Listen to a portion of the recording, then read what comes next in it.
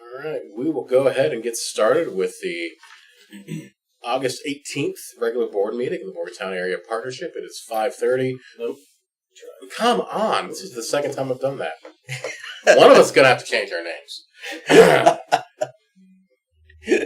Starting live now. All right, welcome. We're going to get started with the Morgantown Utility Board regular meeting for August 18th, 2026. It is 5:30, or was 5:30 p.m. before I tripped over my tongue. And between the phone, Sam, say hello. Hello, folks. Where we have Sam and the two folks that we have here in the room, we do have a quorum. So we will go ahead and start with approval of the meeting minutes. And I think we can do this in a single motion for both our regular meeting from last month and our special meeting from last week. I move to approve the minutes for the regular meeting of July 14th, 2026, and the special meeting of August 13th, 2026 as submitted. Any errors, changes, or Scrivener's errors that need to be taken care of? Oh, I need a second. Sorry. I'll go ahead and second. All right. All those in favor of passing the regular meeting minutes from July 14th and the special meeting minutes from August 13th, please signify by saying aye. Aye. Hi. Aye. All right. Those are any opposed, like sign. All right. We have those passed. Public portion. Anybody here that would like to speak to the Morgantown Utility Board as a member of the public? Do we have any communications from the public? No. All right, so we will close the public portion. We have new business, chassis cab truck with service body. Before, Mr. Chairman, before we start into the acceptance of the bid for the chassis cab, I would like to take a moment and congratulate our staff at the water treatment facility for we were this year's winner of the 2026 West Virginia Rural Water Association taste test. It is a blind taste test. Different utilities across the state enter their water into that contest, and it is quite an honor to win and be selected. And my hats off to Chris Linger and John Smirka and the whole crew down at the water treatment plant for their good work. Very proud of them. Likewise, I think that we're very happy to get that text from you guys last week. We moved the date by a week of the utility board's monthly meeting so you can attend the Rural Water Association conference, and love seeing them coming home with trophies. And how you want to talk a little bit about the rest of the conference too? Yeah, this is the biggest conference that water and wastewater utilities have in West Virginia each year, or the biggest attended conference. We have the opportunity to go to different training classes and earn continuing education hours, and meet with vendors, look at new products, meet with our vendors that service us now, and it's a great networking opportunity. And there were 8 of us that attended this year, and we also took a time to have one staff dinner where all of the MUP staff got together and went out to dinner one night and able to enjoy that. And so it's a excellent learning opportunity and a great networking opportunity, and it's always wonderful to hear what other utilities are working through, different challenges. One of I think the most favorite things we attend is the Public Service Commission of West Virginia roundtable. Chairman Lane and her key staff members came to the conference, and we always appreciate seeing Chairman Lane there and her commitment to the industry and working with the industry. And the award we were just showing off also won in 2013, 2018, and 2021. So it's some powerful powerful work by the team. Yes, very, very much so. Yes. I think this is a great indicator of the operations of the utility. It truly is a fantastic team that's been put together, and they do great work on a daily basis. So, thank you and the team so very much. Okay. And acceptance of bids for chassis cab truck with service body. Yes. So as we work through our next our fiscal year we're in now, we have budgeted for various vehicles and equipment. So on August the 7th, bids were open for a chassis cab truck with a service body. The lowest qualified bidder was Whiteside of St. Clairville in the amount of $77,492 for a 2026 Chevrolet 3500 HD four-wheel drive double cab with a Napa hide body. Staff recommendation the board accept their bid.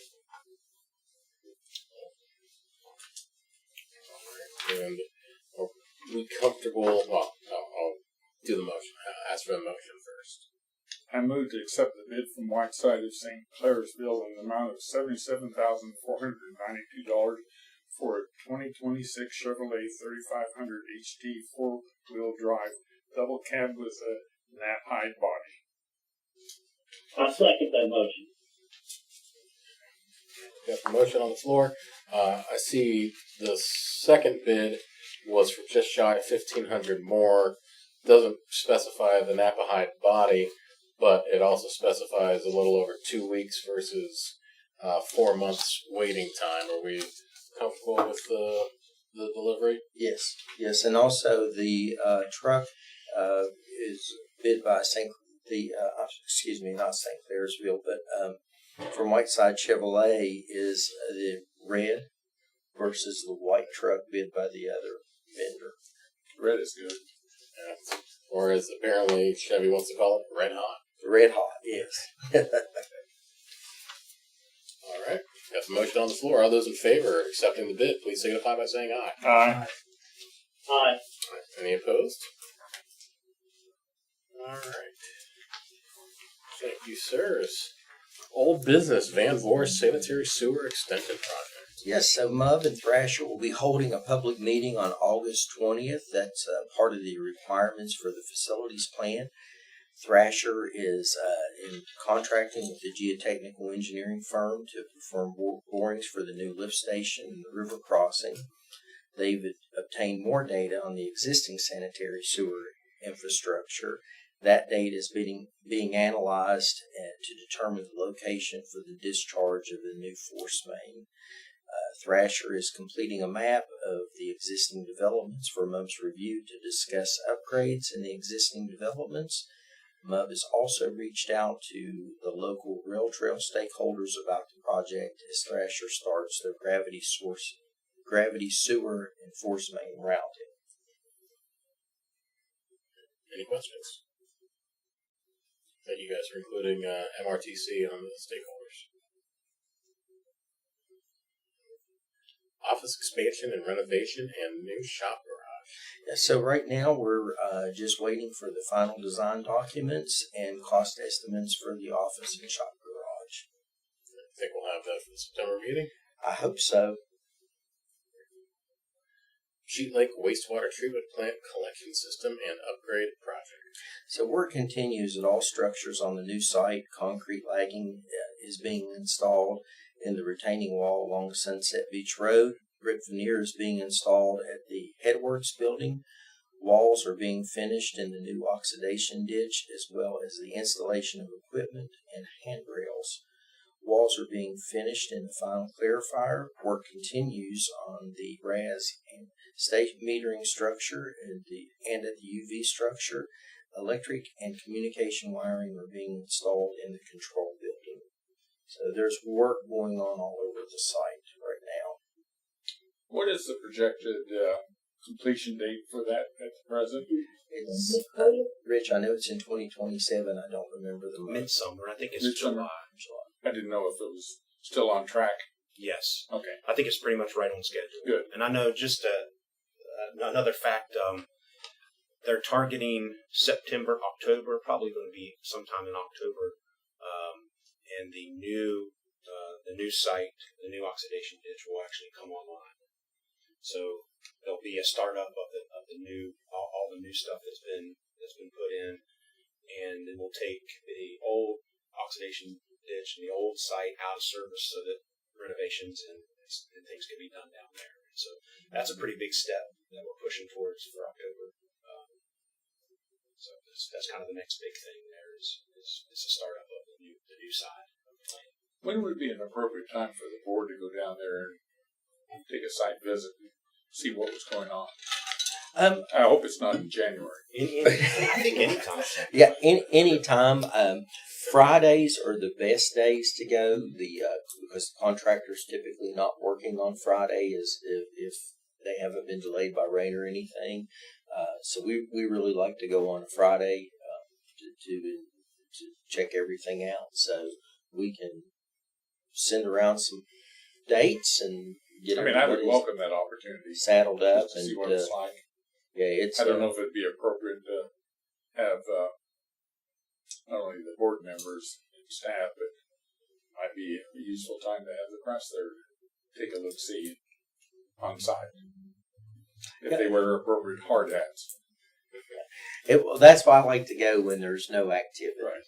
I prefer it that way if we can go on those days. Getting around the site can be a little bit tricky at times, Right. but it's always good to see what's going on. Right. But we'll float out some possible dates to go. I would welcome that. I don't know about other boards. Absolutely, I'd love to see it. It would be great.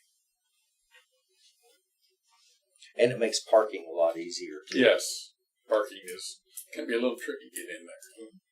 How does part of your house? That's too far for you to walk. Ah. Some others you can't. All right. Phase 1 water projects. Well, we are finishing up the review of the preliminary engineering report from Strand with all the Phase 1 projects that we have put out there. The last meeting we discussed that we were going to have the opportunity to do a pilot study with the Camstruck water meters from E.J. Prescott. Those meters have been delivered and are starting to be installed, and we have a meeting next week with their meter tech. He's going to be here on site and be going through some things. Chip, would you like to expand on that just a little bit? Yeah, we're pretty excited about this pilot. We did get 96 5/8" meters and 4 1-inch meters. And Ed Dale, the supervisor of the service area and the meters, he's picked out right now 20 really bad pits that we deal with on a regular basis. And so we want to make sure these meters can read through all the water, the sludge, and all that. And he's also picked out quite a few inside locations that are not the best to get into. So we're working with the engineers also to maybe find some other places because they can help detect the leaks. They're kind of narrow it down. So we're working with the engineers a little bit. If there's an area that we're unsure about, we can put some in that area. So he is coming up next week from 10 to I think 1 o'clock to make sure we're getting them all set correctly and going to install the software for us.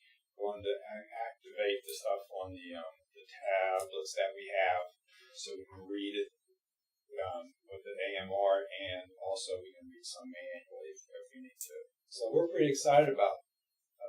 We got them all on our computer side, so they're ready to go. And so now we just have to wait for the service guys to get them installed. They've done some already, about 10 I think so far. So then they're going to start doing more pretty soon. Who's doing the install? Huh? Yes, so the meter, Yes. we are doing the install.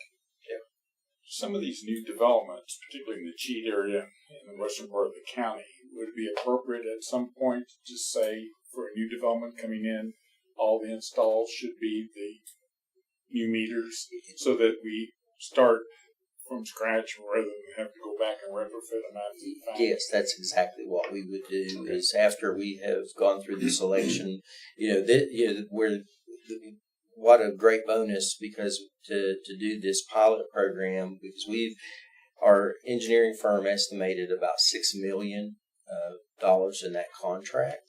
And so to be able to do this pilot study before going out there with a whole, that type of a price tag, we'll get to see how well it works. And then once we have decided upon which company we want to go with, that's what we'll start purchasing. And so new developments would all have the brand new meters. Would there be a change in the tariff for installation given the cost of the new meters? I don't think so. I think the tap fee would stay the same.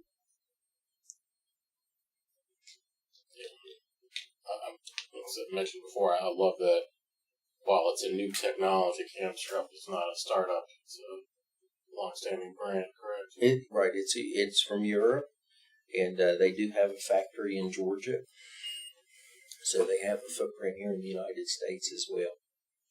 And there are other utilities in West Virginia that have those meters and are currently using them. The Parkersburg Utility Board is also doing a pilot study as well. Pub? Mm-hmm. Pub, Mub. Yeah. All right. Morgan Run Waterline Extension Project. It's very exciting. We are ready to have our pre-bid meeting with all the WDA, West Virginia IJDC, Bond Council, MUB, bringing everybody together. We have all permits in hand. I think right now we're just waiting on maybe the delivery of a couple of easements, Rich. Yeah, I think we're still waiting on IJDC's official approval to go to bid. But we have to have this meeting prior to do that. Right. So the Abandoned Mine Lands group, that we have their permission for bidding. Of course, they're the biggest contributor to the project. And so it's very exciting to see this one get ready to launch. And then next Tuesday evening, Eric will be presenting to City Council with a project, a little bit about the project, what the project entails and costs and so forth. So if you get an opportunity and want to come or watch it, as they broadcast, please do so.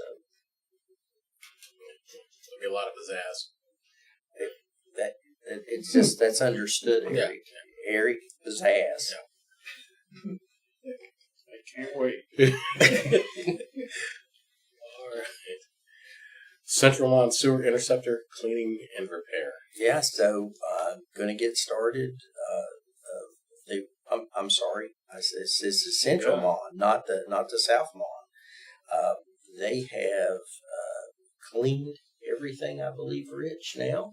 And so we're waiting on them to come back and start the lining and then the manhole rehab. Fantastic. Coven Creek Interceptor Phase 2.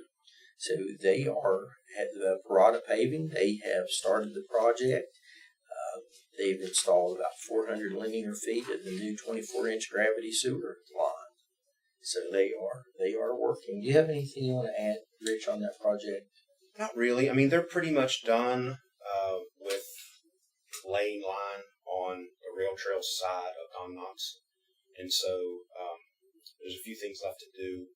And then, of course, the bore underneath Don Knotts. And then the laying pipe on the other side, the Toyota side. And so that's probably what we'll start next, is they'll start digging on the Toyota side. So I can get that installed. We do now have contact with the railroad. So there's no tracks there, but it's still their property, so they have to have an inspector there while we're working within a certain distance of the tracks. And so when the bore is being done is what they're interested in. And so we have that person coming here soon. And so I'm assuming that's when the bore would actually start, is when that person shows up. Do we have to pay for them? Oh, yeah. Of course. Have you ever known a railroad to... No.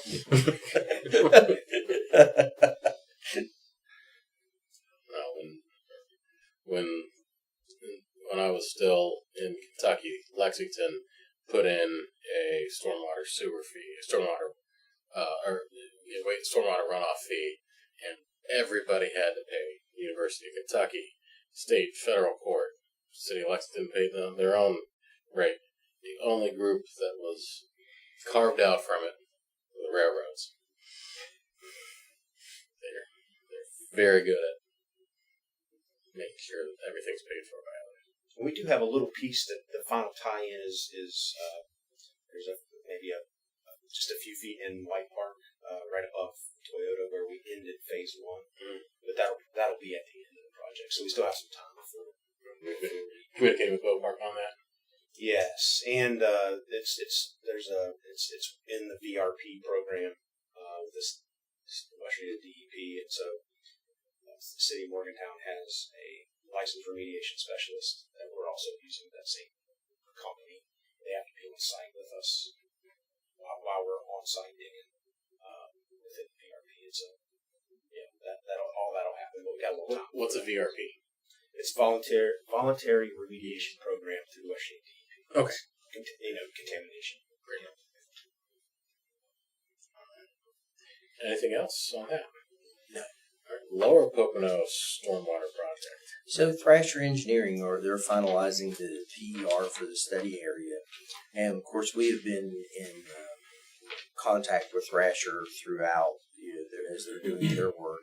And you'll recall last meeting, the board approved the contract to get started on the rehab of the corrugated metal pipe there that goes through the parking lots, and so that was part of working with Thrasher. That was going to be part of that anyway, so it was a good opportunity to go ahead and get started.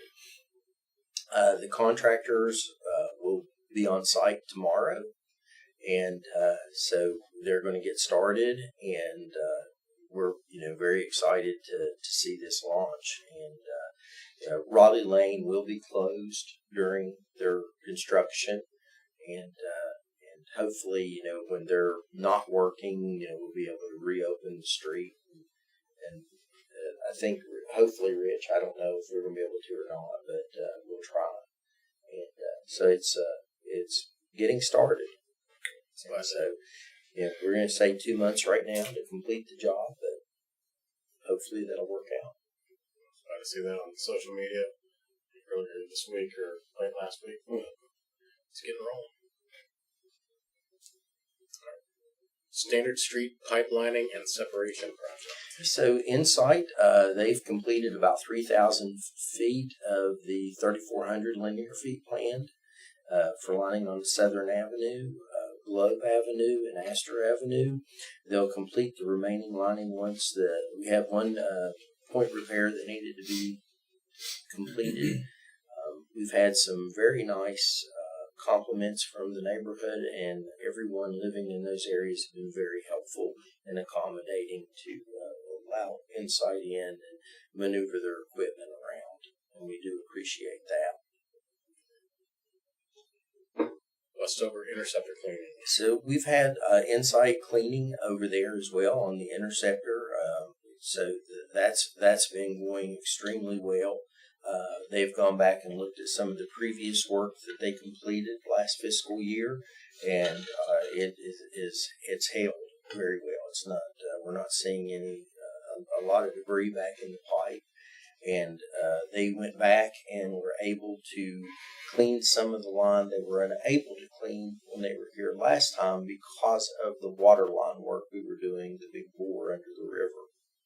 So they've made some really good progress over there.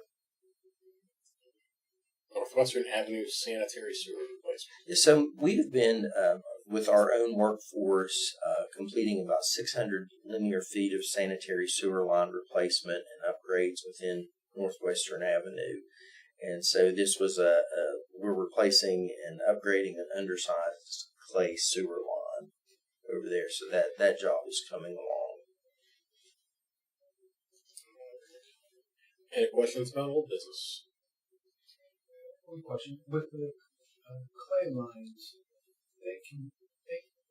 can they be lined or do they have to be replaced? They can be lined. They can. Mm-hmm. But this one was undersized. Yes, so we're replacing it. General manager's report. So the Laurel Point tank, that design is ongoing.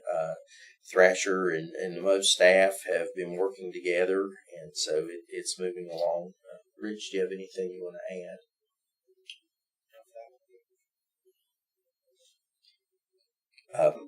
add?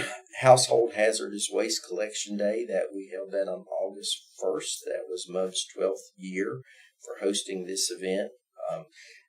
We have some great partners: the City of Morgantown, Republic Services, the Monongalia County Commission, Star City, Westover, the Monongalia County Solid Waste Authority. Everyone coming together. That's what makes this event happen.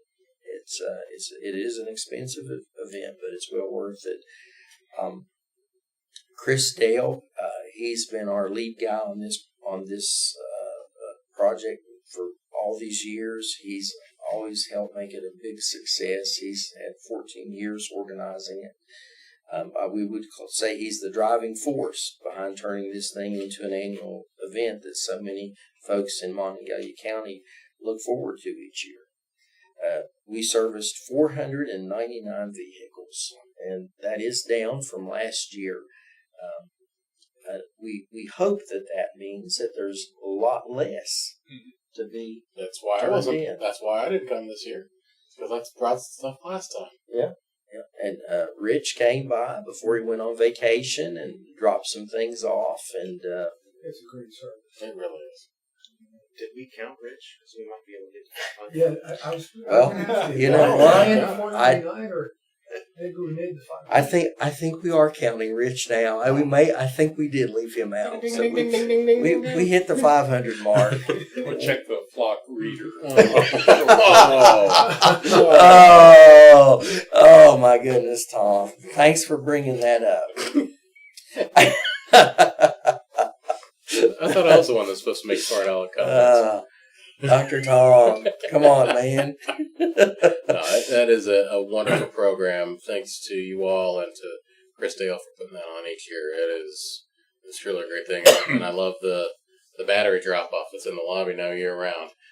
I've forgotten the last few months in the cash, both at work and home, that I have has shown that, but it's a great service, and it keeps things out of our sewers. It is shocking the number of people when you ask for advice on what to do with something.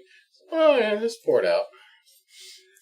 Yeah, it's really neat. We have customers come in, they'll bring little bags of batteries in and they'll dump them, and then I think we emptied it maybe twice before the event actually. People come in and bring things, so sometimes there's a McDonald's wrapper left behind, but mostly batteries. So, Mr. Chairman, I do have one other thing I want to bring up in the General Manager's report. So, we have a couple of our excavators now that have some age on them. We have a Volvo excavator and a Caterpillar excavator, and both of those are. Let's see, I think the Volvo is a 2003 model, and the Caterpillar is a 2008, I believe. And both of those need some repairs.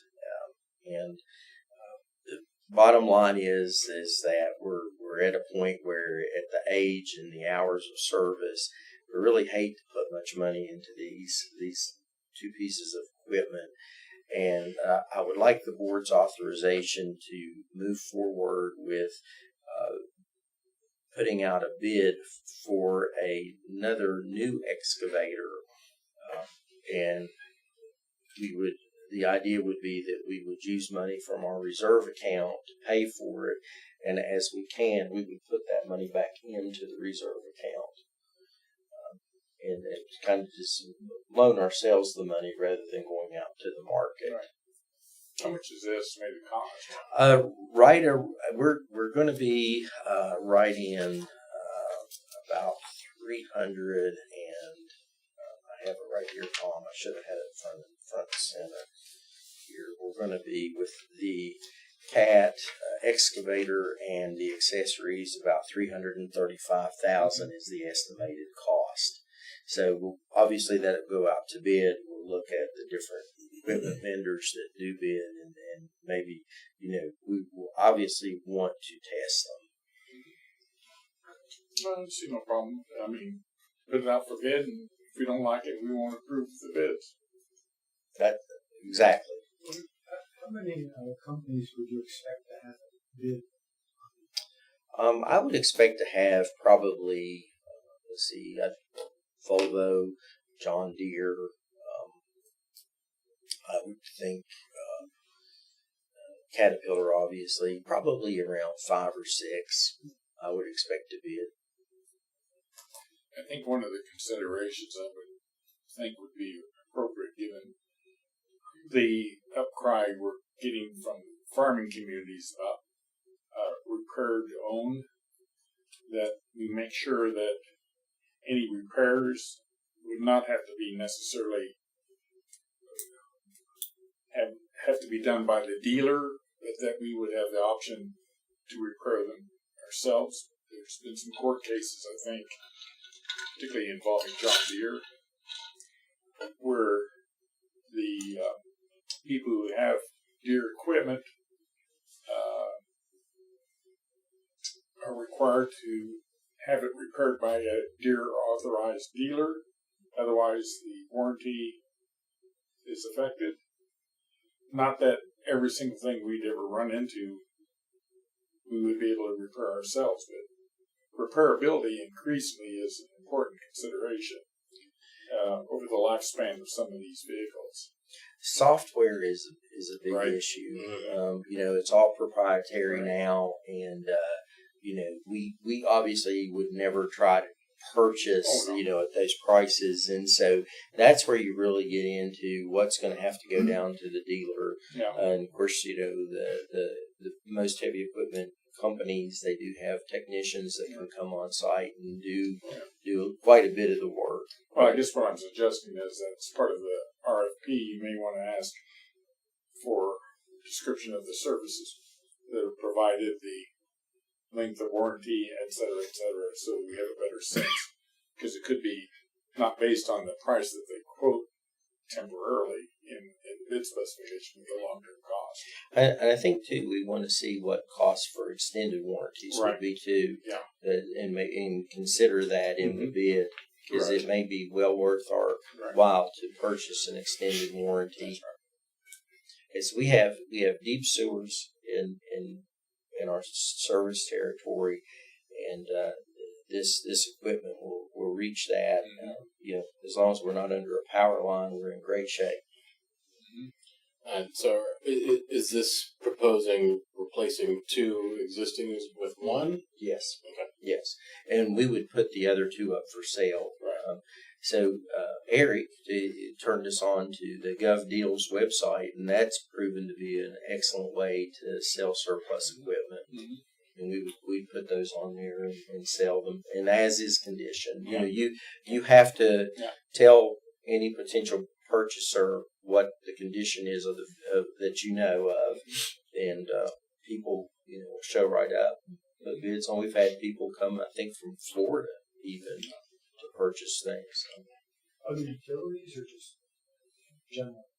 I think just in Contractors. Well, it's a combination, yeah. I don't know of any utilities, but I think it's been like some contractors. Yeah, And then just some folks. I stumbled across that site in the last 72 hours for the first time in a long time. I think the city of Miami is selling their police headquarters, a beautiful tower, on GovDeals. The last bid I saw was $32 million. So developers, I'd used it because I wanted a beater pickup truck, and I never ended up pulling the trigger on that because most of the time when a pickup truck ends up on that site, it's beaten. It's already beat. Yeah. Well, I can attest that all the MUP trucks that are on there, it's time for them to go. And now I drive a pickup truck as much as a car. Welcome to West Virginia. Yeah, I love it. No, that's great. And yeah, forward to seeing those bids.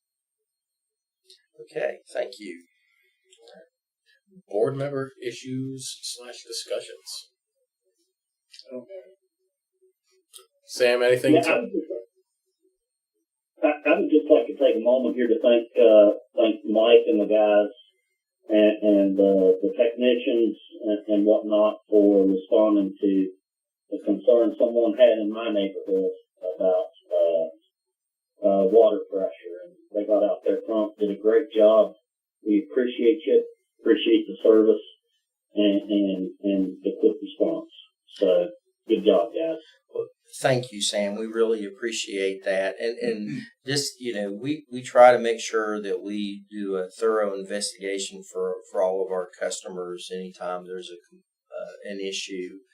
And I had forgotten, and I think this is very important. I'm sorry I didn't have this in my report, but we participated with Public Service Commission today on they're looking at the maximum water pressure rule again, and so we're part of that work group, and we really appreciated that opportunity to weigh in today about what we're doing here in Morgantown.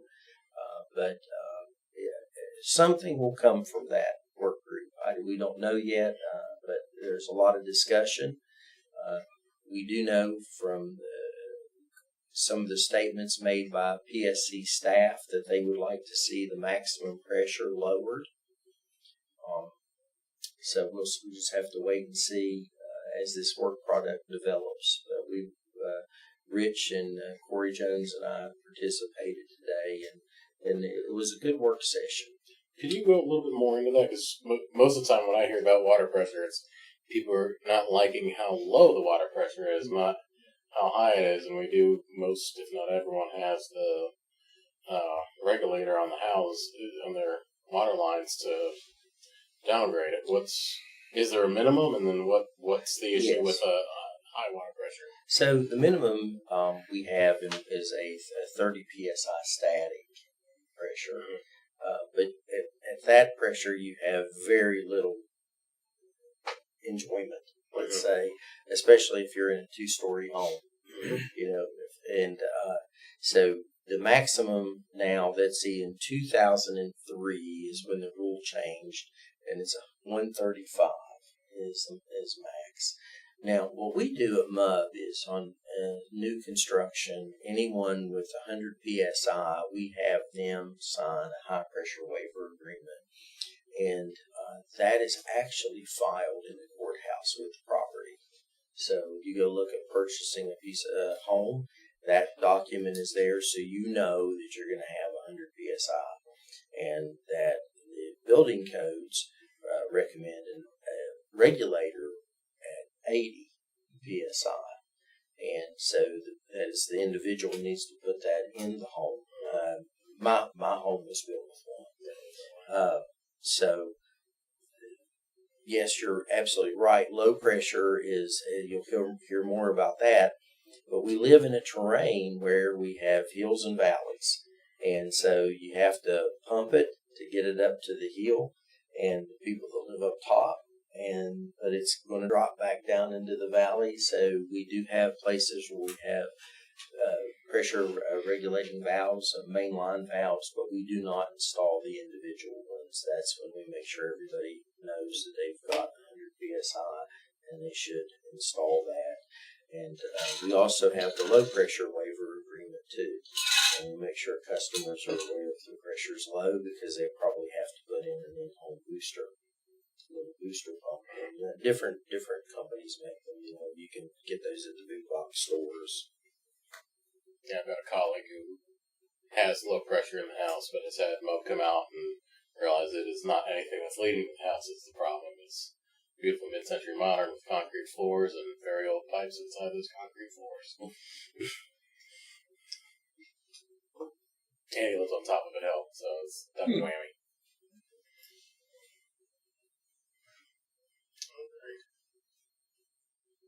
Any, I was going to say, Tom, welcome back. We're very, very glad to have you here with us. All right. executive session. We have one on the agenda. Do I have a motion? To convene an executive session of the board of directors under the provision of West Virginia Code, Section 6-9A-4B12, to discuss confidential matters which are sensitive.